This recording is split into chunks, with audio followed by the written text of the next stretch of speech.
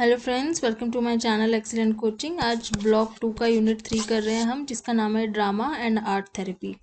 तो इसमें हम ड्रामा थेरेपी के बारे में पढ़ेंगे, जो थोड़ा सा न्यू टाइप ऑफ थेरेपी है। न्यू तो नहीं कहेंगे क्योंकि ड्रामा थेरेपी बहुत पहले से चली आ रही है, बट साइकोलॉजी में जो इसका इंट्रोडक्शन हुआ है वो थोड़ा नया है। मतलब एज अ थेरेपी इसको जो रिकॉग्नाइज किया गया है साइकोलॉजी की फील्ड में, वो थोड़ा सा नई चीज़ है और डिफरेंट है बहुत। नॉर्मल थेरेपी से जो साइंटिफिक प्रिंसिपल्स पे बेस्ड है, उनसे ये थेरेपी थोड़ी सी और डिफरेंट है। तो साइंटिफिक से ज़्यादा ये थोड़ी, इसको हम कहेंगे आर्टिस्टिक टाइप की थेरेपी ज़्यादा है, जिसमें आर्टिस्टिक मेथड्स का यूज़ किया गया है, क्रिएटिव मेथड्स का यूज़ किया गया है थेरेपी के लिए। तो क्रिएटिव मेथड्स में जैसे पेंटिंग हो जाता है, ड्राइंग है, स्कल्पटिंग है, लिटरेरी एक्सप्रेशंस हैं, ड्रामा, म्यूज़िक, इन सब चीज़ों का यूज़ किया जाता है। फिर इसमें पोइट्री भी होती है, डांस भी होता है। तो इस तरह की चीज़ों से थेरेपी करने की कोशिश की जाती है। तो ड्रामा थेरेपी के बारे में शुरू करते हैं। तो जैसे यहाँ पे लिखा है कि ड्रामा जो वर्ड है that comes from ancient Greek, जिसका मतलब होता है थिंग्स डन। तो जो चीज़ें हो रही हैं, जो कर रहे हैं, उसको ड्रामा बोलते हैं। तो ड्रामा थेरेपी में एक्शन टेक्निक्स यूज़ की जाती हैं, जिसमें कोई एक्शन करना होता है, जैसे रोल प्ले करना है, या ड्रामा गेम्स होती हैं, पपेट्री हो गया, पपेट्स जो यूज़ करते हैं मास्क पहन के, या थिएटिकल परफॉर्मेंस जैसे होती है, थिएटर में परफॉर्म करते हैं लोग, उस टाइप से। It is an active approach that helps clients to tell his or her own story to solve a problem। मतलब क्लाइंट अपनी खुद की स्टोरी बता सकता है ड्रामा के through. Achieve a catharsis. Catharsis क्या होता है? जब आप अपनी पूरी इमोशंस, जितनी भी दबी हुई इमोशंस है, उसको बाहर निकालते हो, रिलीफ फील करते हो। Extend the depth and breath of inner experience, understand the meaning of images. तो सिम्बॉलिक इमेजेस का यूज़ किया जाता है, जेस्चर्स का यूज़ किया जाता है। इसका रिजल्ट क्या होता है कि एक एक्सपीरियंशियल प्रोसेस होता है that draws on the person's capacity for play. तो आप जो भी ड्रामा करते हो वो एक एक्सपीरियंशियल प्रोसेस होता है, जिसके थ्रू आप अपनी फीलिंग्स एक्सप्रेस करते हो, इंसाइट गेन करते हो, जो साइकोथेरेपी के थ्रू भी हम करते थे। और successful practicing successful approaches to difficult situations में किस तरीके से बिहेव करना है, वो सब चीज़ें यहाँ पे आप एक्सपीरियंस करते हो। तो ये काफ़ी एक तरीके से ड्रामा तो एक बहुत पुराना तरीका है अपने आप को रिलीव करने। जैसे लोग जब बहुत ज़्यादा परेशान या स्ट्रेस्ड होते हैं, तो वो अपने आप को रिक्रिएशनल एक्टिविटी में इन्वॉल्व करते हैं, चाहे वो म्यूज़िक हो, चाहे डांस हो, चाहे ड्रामा हो। तो उसी चीज़ के ऊपर बेस्ड है ये थेरेपी भी। The first written theoretical account of drama therapy can be found in connection with Greek theatre. तो ग्रीक थिएटर में कह रहे हैं कि पहली बार ये चीज़ लिखी हुई ड्रामा थेरेपी के बारे में रिटर्न अकाउंट मिला था, थ्योरेटिकल अकाउंट। और यहाँ पे अरिस्टोटल ये कह रहे हैं कि ड्रामा का एक पर्पस होता है, is not primarily for education और entertainment but to release harmful emotion. तो ज़रूरी नहीं है कि ड्रामा से आप सिर्फ किसी को एजुकेट ही कर सकते हो या एंटरटेन कर सकते हो।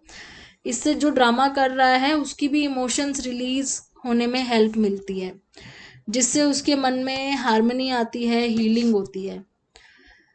सो drama therapy applies techniques from theatre to the process of psychotherapeutic healing. ये कब एमर्ज हुआ था? 1970s में हुआ था, from hospitals and community programs where it was first used with clients to produce plays. तो हॉस्पिटल्स या कम्युनिटी प्रोग्राम में उस टाइम पे क्लाइंट्स के साथ प्लेज वगैरह प्रोड्यूस किए जाते थे, और लेटर ऑन और भी मेथड इसमें ऐड ऑन होते गए इसको और इम्प्रोवाइज करने के लिए।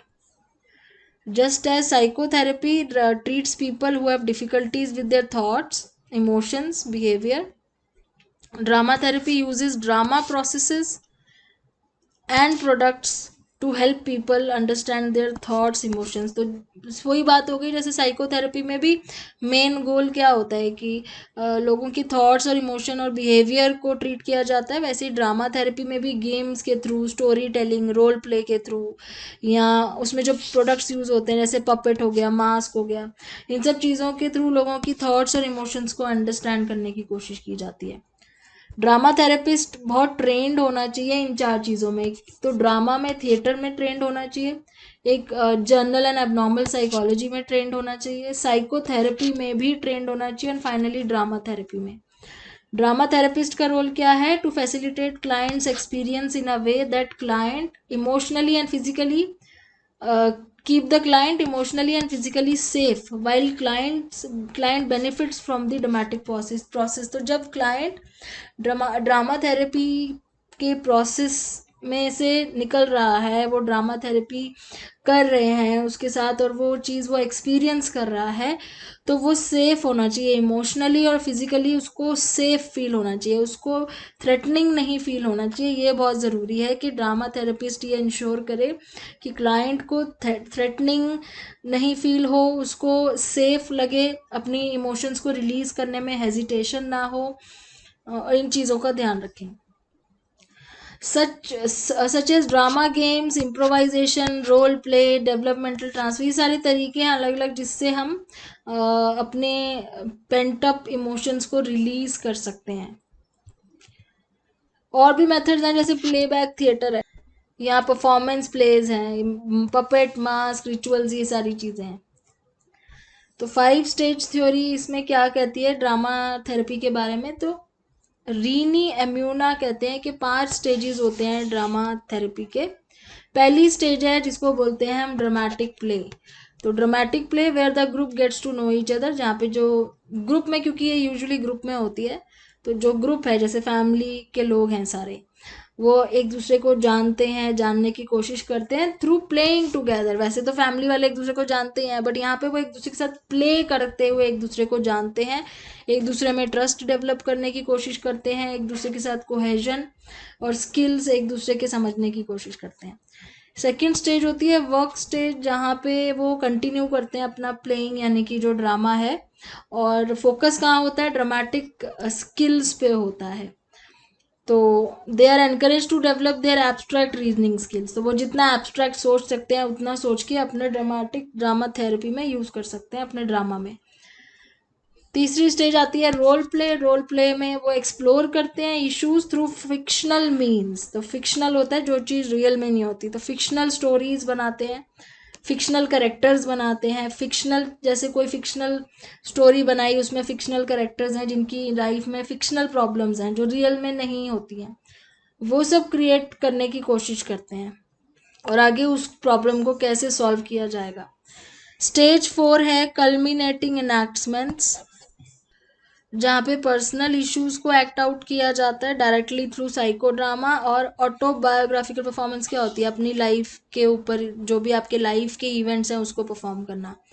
फिर लास्ट स्टेज है 5वीं dramatic ritual, which usually involves closure to the work of the group. तो यहाँ पे ग्रुप क्लोजर करता है अपने ड्रामा थेरेपी का। This might be sharing of the public performance that has been created by the group. तो अपनी जो भी परफॉर्मेंस है उसको शेयर करते हैं दूसरों के साथ। टेक्निक्स क्या यूज़ होती हैं ड्रामा थेरेपी में? Use of metaphor. मेटाफर का मतलब है आप अपनी प्रॉब्लम्स को, इमोशंस को किसी और चीज़ के थ्रू रिप्रेजेंट कर रहे हो, डायरेक्ट नहीं। अब जैसे गुस्सा आ रहा है तो गुस्से को उसी तरह नहीं दिखाना है ड्रामा में। गुस्से को आपने एक वॉल्केनो दिखा दिया है गुस्से की जगह पे, या एक बॉम्ब एक्सप्लोड कर दिया, या एक फायर दिखा रहे हो, फायर वहाँ पे गुस्सा इंडिकेट कर रहा है, एंगर। तो ये मेटाफर्स होते हैं। फिर कॉन्क्रीट एम्बॉडीमेंट। कॉन्क्रीट एम्बॉडीमेंट मतलब एब्स्ट्रैक्ट से कॉन्क्रीट में लेके आना अपनी बॉडी के थ्रू। तो अपने एक्सपीरियंस को री एक्सपीरियंस करना, जो उनके पुराने एक्सपीरियंस है उनको री एक्सपीरियंस करना। Playing a role quite different from oneself. अब किसी और के एक्सपीरियंस को भी वो इनैक्ट कर सकते हैं, किसी और के एक्सपीरियंस को भी वहाँ पे ड्रामा करके इनैक्ट करके एक्सपीरियंस कर सकते हैं।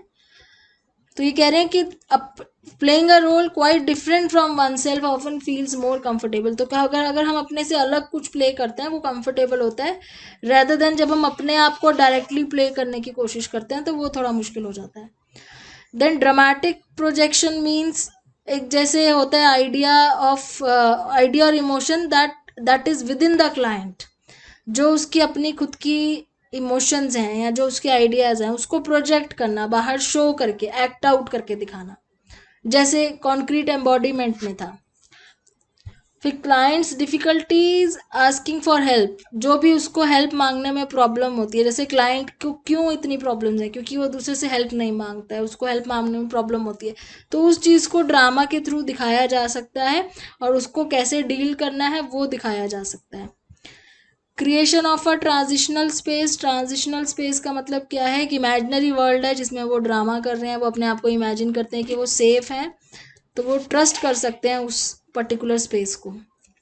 It is a timeless space in which anything can imagine, मतलब वो कुछ भी इमेजिन कर सकते हैं, उनको कोई रोक नहीं है कि वो अपने ड्रामा के थ्रू क्या दिखाना चाहते हैं। इनकॉर्पोरेटिंग अदर आर्ट्स, तो दूसरे आर्ट्स इसमें कौन से इनकॉर्पोरेट किए जाते हैं, म्यूजिक हो गई, मूवमेंट हो गई, song, dance, poetry, writing, drawing, sculpture, mask making, puppetry, ये सारी चीज़ें इनकॉर्पोरेट हो सकती हैं। एप्लीकेशंस ऑफ ड्रामा थेरेपी, तो कहाँ अप्लाई होती है, जनरली ग्रुप्स के लिए होती है, जैसे फैमिली काउंसलिंग हो गई, और ये अलग अलग सेटिंग्स में हो सकती है, जैसे हमने देखा ऊपर हॉस्पिटल सेटिंग्स में, एजुकेशनल कम्युनिटी सेटिंग्स में, इवन एजुकेशनल सेटिंग्स में भी होती है। Drama therapy ignores the excuses and denial. अब इसमें क्या है, कोई एक्सक्यूज या डिनाइल नहीं चलता है, आपको जो इनैक्ट करना है, जो ड्रामा करना है, उसमें कोई एक्सक्यूज नहीं है, आपने सही बिहेवियर पे फोकस करना है रेदर देन मेकिंग एक्सक्यूजेज या डिनाइल दिखाना है। तो डिफेंसेस नहीं चलेंगे, डिफेंस मैकेनिज्म्स का यहाँ पे कोई रोल नहीं है। नॉन वर्बल क्लाइंट्स के लिए बहुत अच्छा रहता है, जो लोग बता नहीं पाते हैं अपनी बात को, एक तो एक्चुअल में जो बोल नहीं पाते हैं, या फिर कुछ ऐसे होते हैं जो अपनी बात को रख नहीं पाते हैं, नॉट गुड एट टॉकिंग, तो वहाँ पे वर्बल थेरेपीज काम नहीं आती हैं, तो ड्रामा थेरेपी उस केस में बहुत बेनिफिशियल रहती है। नेक्स्ट वीडियो में हम आर्ट थेरेपी करेंगे। Thanks for watching.